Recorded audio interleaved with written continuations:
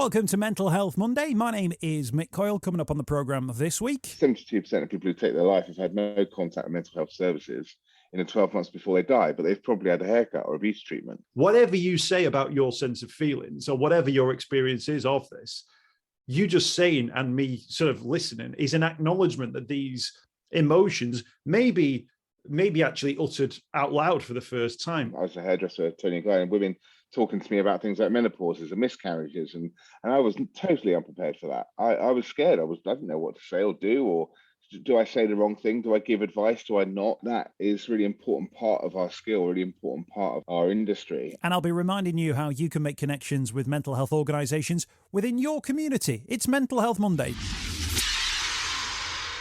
The home of the UK's conversation about mental health. It's Mental Health Monday. My name is Mick Coyle. What a great guest we've got for you on the programme this week for episode 251. Thanks so much, by the way, for everybody's feedback from episode 250. Tony Schumacher, really great guest. Thanks to everybody at the Mental Health and Work Summit as well at the Arena and Convention Centre in Liverpool. The live show, thank you to the many, many people who were there as well in our live audience. It's sometimes nice to sort of mix things up in how we do things.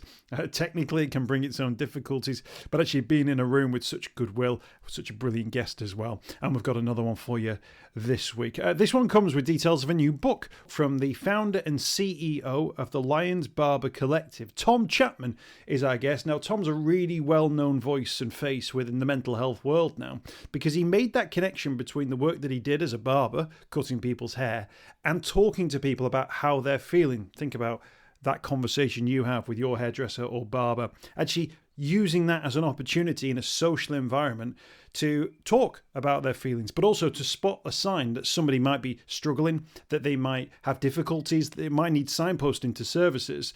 They're not medical professionals, these people within the health and beauty world, but they absolutely can support people, listen to people, and signpost them in the way of support. The book is called How to Listen So Men Will Talk. How to Listen So Men Will Talk. It's available in all good bookshops now. I imagine some bad ones too. And actually it focuses around that thing of it's not just about telling people to reach out, telling people to talk. It's about knowing what to say or what not to say when that conversation takes place. And that could be a conversation which is coming your way at any point. You know, you never know when a friend might turn to you and just say, I'm having a bad time of it.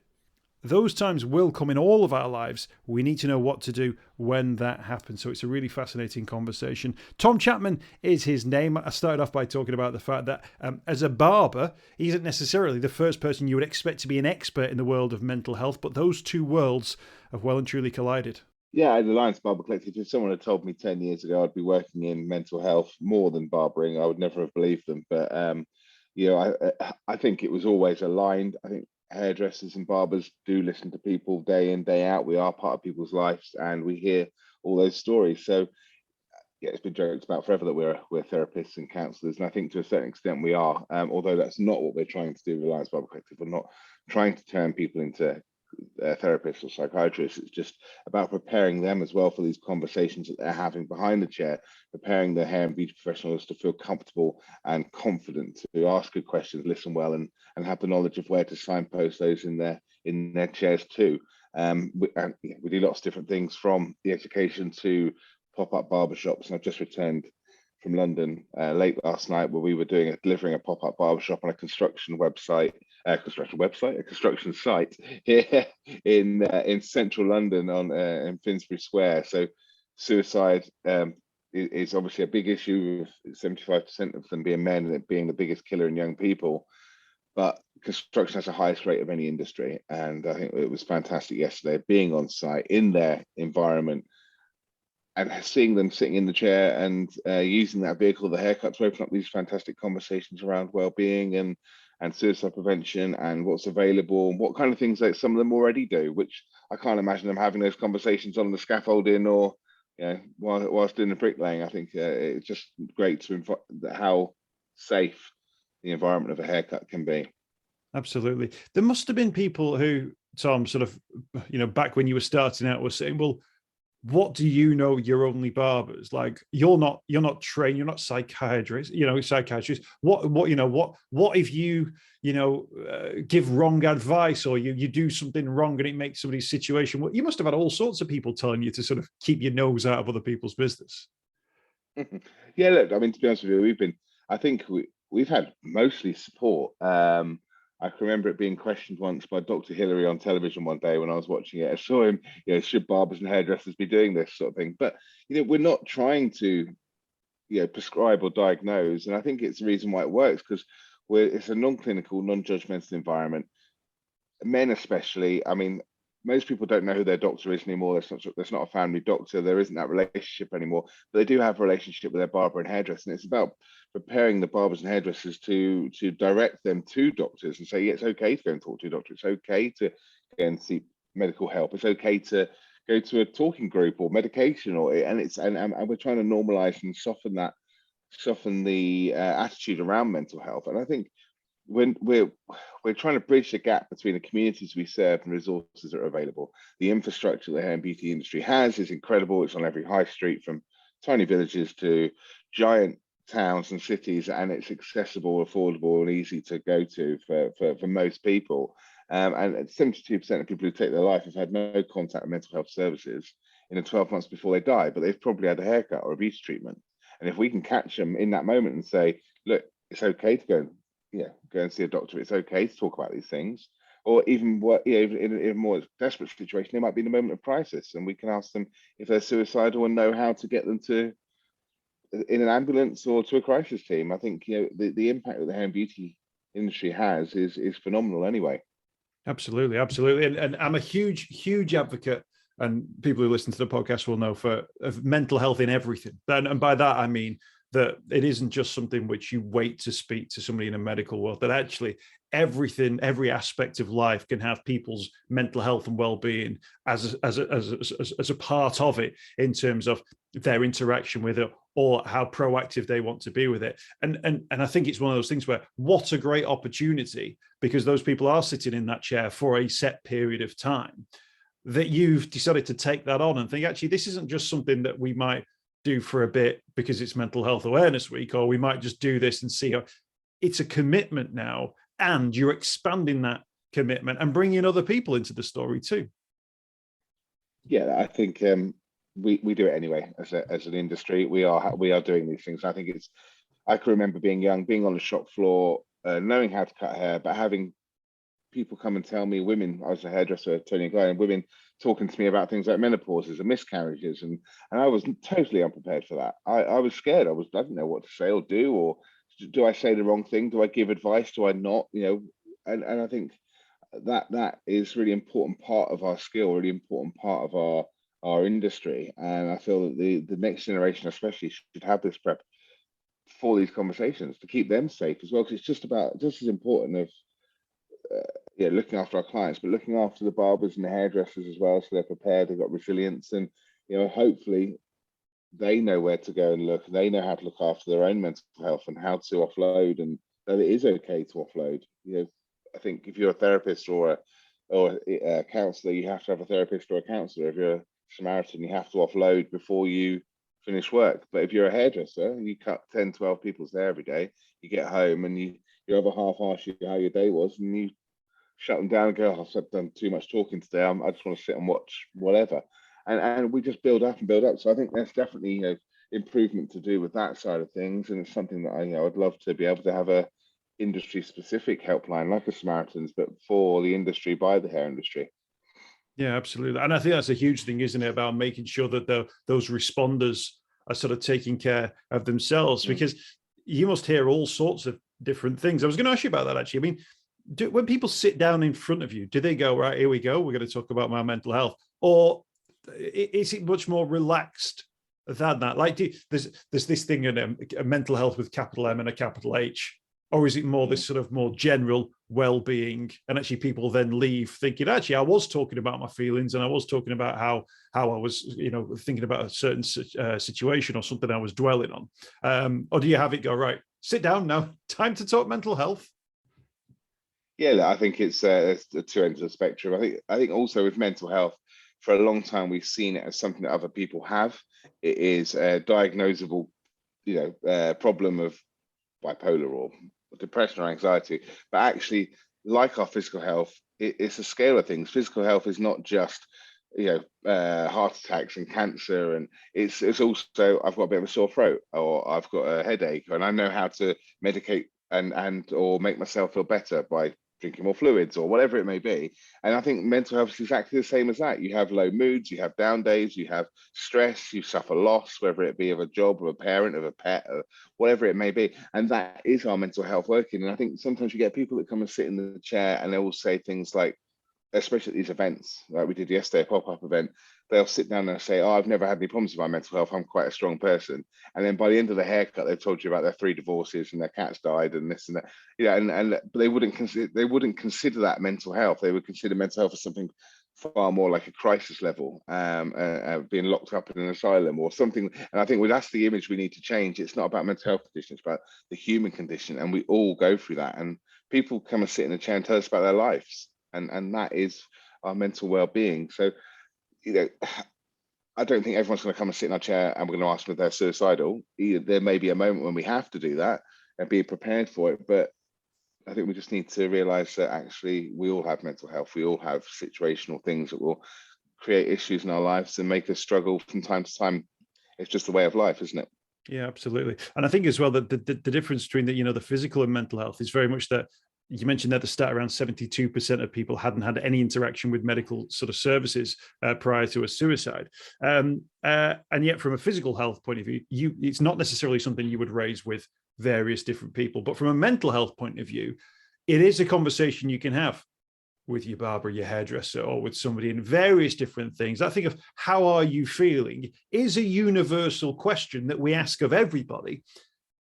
And yet what you seem to have done is if you focus that you actually listen to the response, and then proactively engage in that response. Because how are you is this, we ask it a million times a day, how are you getting on? Those sorts of questions. You guys have taken it and run with it and go, well, and how are you? And I genuinely mean that. And I'm here to listen to your response. And to me, that's such a huge thing, because you've taken something which is very, very simple, and yet you've actually given it the credit and the time that a response deserves, if you like. Yeah, I think that's why I developed the training, Barber Talk, originally Barber Talk, because I went and I lost my friend to suicide, and I was hugely invested, something needed to change, and I went and did mental health first aid, suicide assist, I did safe talk, I did everything I could get my hands on. And the more I saw it, the more I thought, hang on, this is something that barbers and hairdressers could do with as a skill set. And the more I talked to my clients, they said, well, you don't know this, but you helped me through my divorce 5 years ago. You helped me through this because you listened well and you did. And then I tried to get barbers and hairdressers to come and do these big courses, and it was too much. It was too heavy. That was the feedback. And actually that's where I sort of broke it down and worked alongside Dr. Peter Aitkins and another lady called Jerry Callaghan from Public Health to break it down into something that's simple and usable and accessible that we can do. And it's literally as simple as recognizing the signs that something's happened. So changes in people's behavior, essentially. If someone comes in, has a haircut, and they've gained a lot of weight or lost a lot of weight, or they're sleeping too much or not enough, or they've started going out and drinking more, or they've stopped going out and they've become a bit more recluse, that's a sign that something's happened. And those changes in behavior are an opportunity for us to ask good questions. And like you said, how are you feeling? How are you feeling today? How are you really feeling? And giving them permission to talk, because you're right, mate. It's not permission to talk, it's a greeting. And I think we need to go one step beyond and think about using questions that would make us feel comfortable to talk. And then it's a case of really listening and not trying to fix or solve the situation, not trying to tell people I know how you feel, or I understand, or this is what I did when I went through it. Make it about them, listen to them, keep on asking them why they feel that way, how do they feel that way, how long have they felt that way, what do they think they could do to solve some of these issues, and then hand the ball over to them, really listen. And then finally, it's about having knowledge of what's available, whether it be community resources, charities, medical, professional, and be able to be that stepping stone to get them to that support. Sometimes it is just a case of listening, but I honestly believe that we could all do this within any situation with our clients, our colleagues, our friends, and maybe it's a little bit. It's about time maybe we do start taking a bit of responsibility and for those around us, the ones we love and the ones we know. Yeah, absolutely. I often, when people talk to me about sort of what people should say to people, because they're aware that I have a lot of conversations around mental health, I always use the Hub of Hope is a really fantastic resource where people could go to, and people straight away are like, what? So it's just a list of all the places that I can turn to. It's like, yeah, they literally they go on there, find them. They want you to call. That's why they've signed up to that service. Like that's what that, and straight they go, all right, I didn't even realize that something like that even existed. But that little bit of knowledge within an area suddenly opens doors to people that they didn't think were even existed. Brings us on quite nicely, by the way, Tom, to the fact you've got a new book out, How to Listen So Men Will Talk. I really like this idea. I've had this conversation many times. I was talking about it actually in episode 250 of the podcast, when we were talking about this idea that men, we always say like men in particular, they're hard to reach members of the community. And I always say there's either hard to reach or can't be bothered to reach. Like use a bit of imagination to find connections with these people, because often they will talk, but you've got to know what that skill set is, the how to listen so men will talk. You talk there about, creating that sort of safe environment and sitting down and having that conversation, even if it's not flagged up as a now let's talk about our mental health conversation. But that's so crucial, isn't it? That when people do talk, that the response is the right response too. Yeah, I like we just said, I think everyone has a responsibility to look out for those around us, because normally it happens when it's too late, and people will say, I never realized anything was going on. I didn't recognize they were going for anything. And I've had people do the training with us before and say at the beginning of the course exactly that, but by the end of the course they would say, I did recognize there was something going wrong. They were spending more time in their room, but I just dismissed it as something else. I didn't want to ask a question because I was scared of what they would say. And I think that's the biggest thing. You mentioned response there. We're telling everybody to talk now, aren't we? All the time. It's everywhere, and I know I'm engulfed in mental health, so I see it probably more than most, but we're encouraging people to talk. But what happens if that person builds up that courage to talk to you and you shut them down because you're scared of you're scared you don't know how to respond? Everything will be fine, or you need to man up, or get on with it, let's go for a pint, or whatever it may be, just dismiss it. That might be that only chance that person was going to open up. And we do need to be prepared for the response. And even if it's just a thank you for opening up to me, I feel honored that you feel comfortable enough to tell me how you feel. I don't really know what to say right now, but I'm here if you want to talk to me. And most of the time, people don't want you to say anything. They want to be able to talk to you. They feel comfortable. They want you to be with them. And I think the power of that is so incredible, the response. And I've publicly told people for the last sort of 7 years or so that it's okay to talk to me. If I go out of an evening, sometimes people recognize me as the guy who does mental health. And then as soon as I say, yeah, that's right, that's me, they go on and offload stuff to me. And there's people I've never met before in my life. They may be in a bar or a restaurant or on the street, and they just open up and tell me stuff. And that's because I've just publicly told everybody for the last so many years it's okay to talk to me. And it's as simple as that.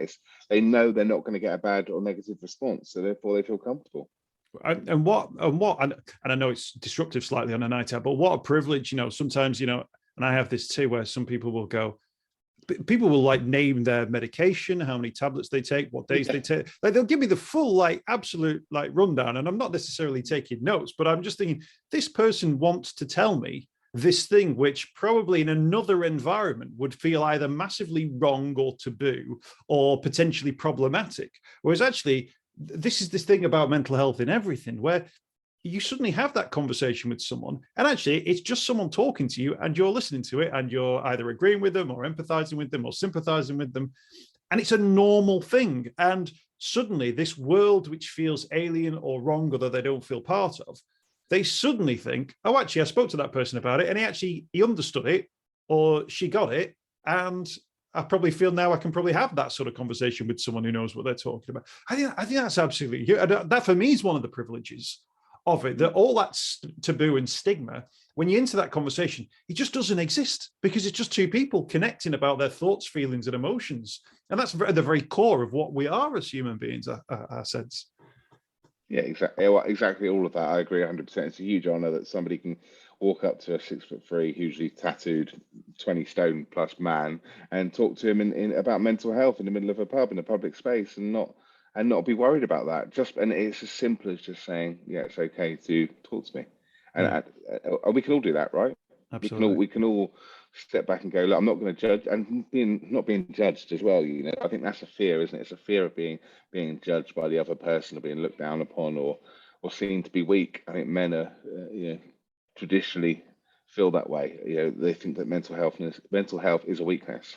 And we even had the conversations with some of the builders, and we've had conversations with all over the place. We've done pop-ups with farmers, builders, fishermen, college students, university students, all that, and there is that fear of being perceived weakness from mental health. Can I ask you this question? There's been a lot of talk in recent years around the sort of mistakes that people make, such as the man up, pull yourself together. You've got a wife and kids. What are you worried about? What have you got to be depressed about? Those the wrong things to sort of say. But are there other mistakes that people might make, even if they want to say or do the right thing, that we should try and avoid? Yeah, I think people try and relate back to their own situation. So someone may have lost a parent or lost a partner, or breakdown of a relationship, and they'll say, oh, well, when I went through this happened, and I did this, and they take over the story completely. They're not even listening to that individual anymore. They're trying to fix the problem by relating back to something that is their own experience. And actually, we all know what you will never know how someone feels truly, because we have our own experience, we have our own upbringing, our own moral stone. We have all, it's all our own internal journey. And actually, lockdown or the pandemic is quite a good example of that, because we both went through exactly the same experience, but we had our own personal experiences to it. Some people enjoyed it, some people hated it, some people were locked up by themselves in a little flat, and other people had their families and that around them. So you could never say, oh, I know what lockdown was like for you, because I did this. So it's the same, just because you both lost your pet hamster. Someone might have hated their pet hamster and it was a nightmare for them, and the other person might have loved it. So you can't be telling people, I understand, I know how you feel. Instead of that, try and say things that I don't know how you feel, but I'm here for you if you want to tell me, and I'll try to understand. And it's a lot easier to relive our past experience and listen to someone's fresh pain, isn't it? That's a good one, because it reminds me of a conversation we had about sympathy versus empathy. That sympathy is a bit, like sympathy is not, like, empathy is a lot more, you place yourself in their position. But actually, you've got what you've spoken about there is actually empathy plus, which is not just going, oh, I've been there and this is what I did. It's actually going, I've been there, and I know that, having been there myself, the thing that you need to do is talk, and I'm going to listen, which is it's difficult, right? That because our human thing is to kind of go, yes, how do I relate to this person? What's my connection? And therefore I'll then sort of explore that connection with them. Whereas actually to give this idea of empathy plus time, empathy plus time is that thing of going, I empathize with this person because I know what I've been in a similar situation, and I know that what they need is to talk and explore even their own emotion. Well, I mean, even if you could say, look, say that person's going through a divorce, you went through a divorce, you could say, I've been through a divorce, it was awful. How has it been for you? And give it back to them, and give them the back and go, yeah, I can relate to it because I've been through it and I felt really bad, but I'm not going to go on and tell you how bad I felt and he did this and they did that, and but I'm going to go through and say, yeah, it felt awful, but please tell me about how you felt and what's going on with you, and just keep on. It's all the open-ended questions, just throwing it back to them. It sounds like you're struggling with that. Tell me more. I always relate it when I'm doing the training with the barbers and hairdressers. I to try and make it relatable to them. I say I have a client that comes and sits in my chair and they've got a great tan. They've been on holiday.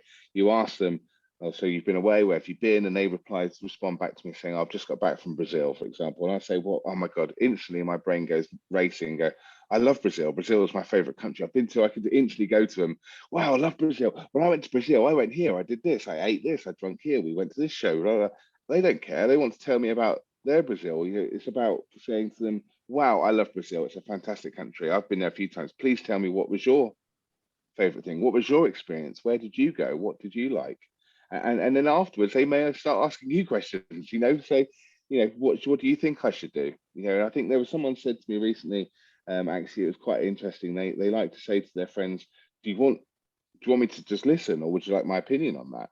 And I think that's quite a powerful thing, because you're giving them an option there. If they want, some people might want to feed for some information or advice in inverted commas from you.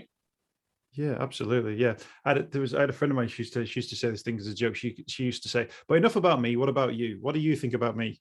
Like, that was always her way of going. Like, yes, this conversation is very me heavy and me focused. And it's really crucial. And actually that it's almost the acknowledgement, isn't there, that basically whatever you say about your sense of feelings or whatever your experience is of this, you just saying and me sort of listening is an acknowledgement that these emotions maybe actually uttered out loud for the first time are acknowledged, which doesn't necessarily put them up on a shelf and go, right, everybody take a look at these emotions now. But there's almost like a compartmentalization, isn't there, that people do about their emotions. And actually that bit felt terrible.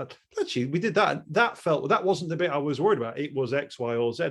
And actually that acknowledgement that you can explore each of those emotions in a long list if you want to, and you'll listen without the interruption.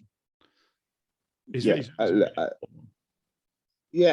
think there's been a few occasions where people have wanted to speak to me. They come down and met me. We've gone for a walk, or we sat in the office or whatever, and they've told me about something that's going on. For example, they're struggling with some sort of mental health condition. They're waiting to be seen.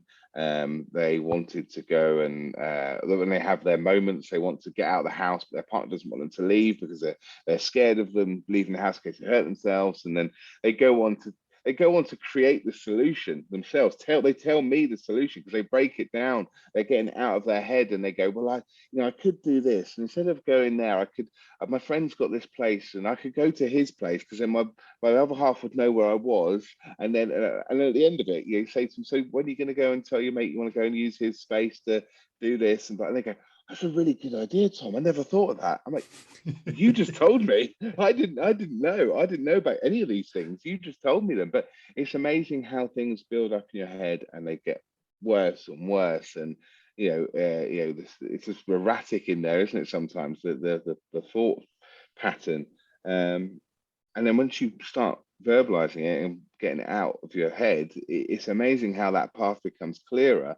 Because I'd be honest with you, we know what's good for us, really. We know how to solve the solution, how to solve the problems we're having. And actually, by having someone there to just listen and reassure us it's okay what we're saying, and it's okay and safe, then I think we can do a lot to help ourselves. Can I actually just to wrap up, obviously the book's out now. We'll make that point available in all good bookshops. How to Listen So Men Will Talk by Tom Chapman. The other element that we've not touched on yet is also the fact you're giving them a haircut. And I just wonder whether or not that, a haircut it can be a huge thing, but it's a relatively minor physical tweak in that it'll grow back and it'll go, and a month later you might need to go and get it sort of changed again, or adjusted or sort of sharpened up a little bit. But I just wonder whether or not that's part of the journey that someone might have with a Tom Chapman or someone like you, that it's not just about the offloading, but they also have this slight physical tweak that makes them just look a little bit different, feel a little bit different. They notice that their head feels a little bit lighter or whatever it is, that they leave as a slightly different person. And I don't know if a psychologist has ever sort of gone through what that is or how that is, but I wondered how much of a factor you think that is in terms of your success. Yeah, I think haircut is a very powerful thing. I think there's license to touch, intimacy, trust of sharp influence, around people's faces, and your trust has to make you look good. But also there's a level of sort of disconnection there, because there's not like confrontational eye-to-eye conversation that may be difficult. It's through a mirror. It's it's weird because we're so close and intimate. There's not many people that run their fingers through your hair or beard, but your hair professional is one of them, and that is a very intimate space. But again, it's slightly distanced because you're not sitting down as you would with a doctor or a therapist, and they're looking at you face to face. So I think there's something there. Human touch releases oxytocin, which is obviously a feel-good hormone. So that's another thing. But People are better at talking whilst doing. So walking, has anyone ever been in a car driving along and you have these conversations? You have these amazing conversations where you bear all on a road trip with people. I don't know what it is. You just whilst you're doing something else, and the focus isn't on the conversation seems to flow freely. Absolutely, absolutely. Tom, congratulations on the latest book, How to Listen So Men Will Talk. It's available now in all good bookshops. And great to hear you're doing so much work with both the Lions Barber Collective, but also moving out into other industries and sort of taking on those wider conversations as well. Because I think people do absolutely look to you and the work that you and the team do to really get this conversation into sort of normal workplaces, normal environments, and places where people feel safe and comfortable having these conversations. So a huge credit to you, and thank you for joining us on Mental Health Monday. Thank you so much for having me, Mick. I hope you've enjoyed this week's podcast. Thanks for checking out Mental Health Monday. My name is Mick Coyle. You can find me on Twitter at Mr. Mick Coyle. You can also find me, Mick Coyle, on Facebook as well. Don't forget, if you want to speak to somebody about your mental health, you can do so. The Samaritans, free to call on 116 123. You can find mental health services where you are. Just look for the Hub of Hope. Type in your postcode. It'll find those mental health services close to you. And for support in a crisis, you can text SHOUT to 85258. That's if you're experiencing a personal crisis, you're unable to cope and need support. Shout to 85258. That's a text line. Do get involved in those services. In an absolute emergency, always remember the number to call is 999. Thanks for downloading the podcast this week. We'll be back next week with more Mental Health Monday.